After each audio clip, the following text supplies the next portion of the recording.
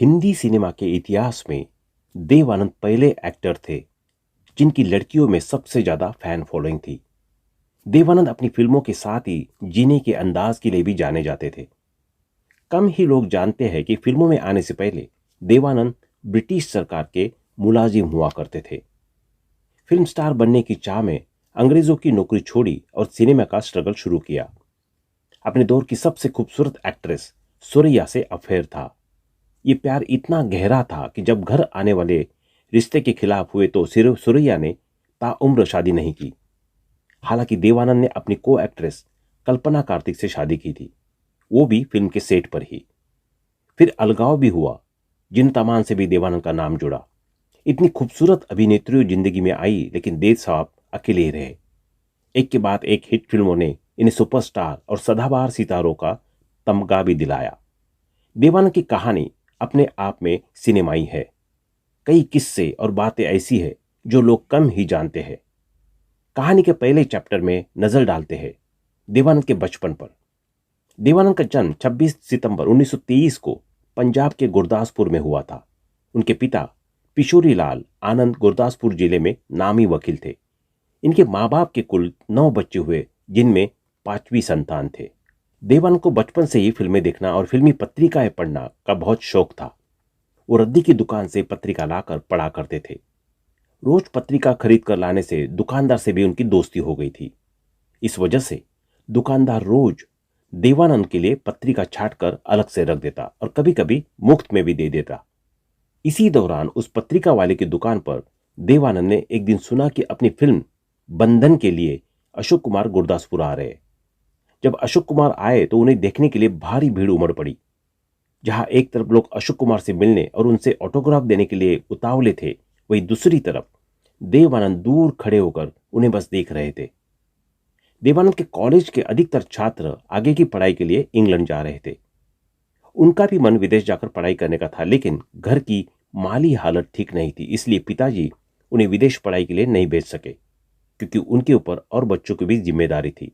उसी दौरान देवानंद को इंडियन नेवी की नौकरी से भी रिजेक्ट कर दिया गया। इस बात से वो पूरी तरह टूट गए थे। इसके बाद उन्होंने बैंक में क्लर्क की नौकरी कर ली, लेकिन उनका सपना तो कुछ और ही था और उन्हें मुंबई का रुख कर लिया।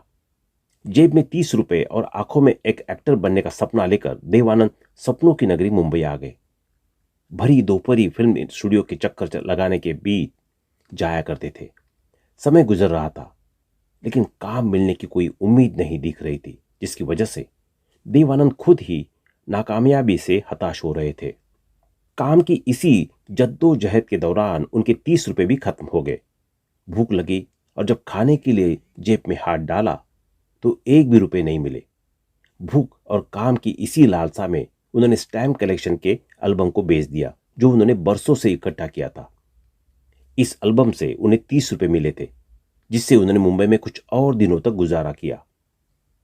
देवानंद ने काम के सिलसिले में कई लोगों के दरवाजे खटखटाए, लेकिन निराशा ही हाथ लगी। सपनों की नगरी में खुद के सपनों से दूर जाता देख उन्होंने 85 रुपए मासिक वेतन के साथ एक जगह क्लार्क की नौकरी कर ली। कुछ टाइम बाद नौकरी रास नहीं आई तो उसे भी छोड़ दिया। वजह यह भी थी कि उनका हाथ गणित में तंग था।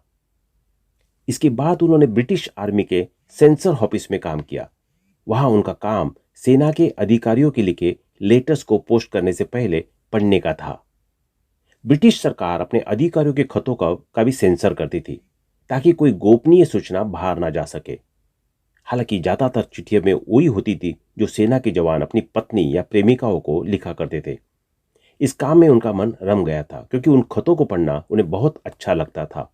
सेंसर ऑफिस में काम करने के लिए देवानंद को 165 रुपए मिलते थे, जो उनकी सभी जरूरतों को लिहाज से ज्यादा ही थे। लेकिन धीरे धीरे उनको लग रहा था कि वो अपने सपनों से पीछे जा रहे हैं। देवानंद बनना तो चाहते थे फिल्म स्टार, लेकिन एक सरकारी बाबू बनकर रह गए थे। वो उस नौकरी को छोड़कर आगे बढ़ना चाहते थे, लेकिन कोई रास्ता दिखाई नहीं दे रहा था। इसी उलझन के दौरान उनके हाथ एक ऑफिसर का लिखा खत लगा, जिसमें देवानंद को आगे बढ़ने का रास्ता दिखाया। उस खत में ऑफिसर ने अपने पत्नी को लिखा था, काश मैं अभी ये नौकरी छोड़ सकता तो सीधे तुम्हारे पास आता और तुम्हारी बाहों में होता। इस खत की एक लाइन, काश मैं अभी ये नौकरी छोड़ सकता, ने देवानंद को नए हौसले और नई ऊर्जा से भर दिया और उन्होंने नौकरी छोड़ दी और निकल पड़े अपने सपनों को पूरा करने के लिए। आराम की नौकरी छोड़कर एक बार वो फिर अपने फिल्म स्टार बनने के सपने को पूरा करने की राह पर चल दिए। उसी दौरान लोकल ट्रेन में एक मुसाफिर ने बताया कि प्रभात फिल्म कंपनी अपनी आने वाली फिल्म के लिए एक सुंदर नौजवान की तलाश कर रही है। अगले दिन आनंद पहुंचे बिल कंपनी, जहां उनकी मुलाकात कंपनी के मालिक बाबूराव पै से हुई। बाबूराव पै उनकी बातों और उनके बेबाक जवाब से बहुत प्रभावित हुए और कहा कि कल आकर पीएल संतोषी से मिल लेना। फिर अगले दिन उनकी मुलाकात पीएल संतोषी से हुई। उनको भी उन्होंने अपनी बातों और पर्सनैलिटी से इतना इंप्रेस किया कि उन्होंने देवानंद को 3 साल के कॉन्ट्रैक्ट के साथ प्रभात फिल्म कंपनी का हिस्सा बना लिया। इस बैनर तले उनकी पहली फिल्म थी हम एक है, लेकिन यह फिल्म कुछ खास कमाल नहीं दिखा पाई थी। हालांकि यही से उनका फिल्मी सफर शुरू हो गया था। उन्हें उस दौरान कई और फिल्मों के ऑफर भी मिलने लगे। इसके बाद देश के विभाजन के उथल पुथल के दौरान ही देवानंद का प्रभात कंपनी के साथ का कॉन्ट्रैक्ट भी खत्म हो गया।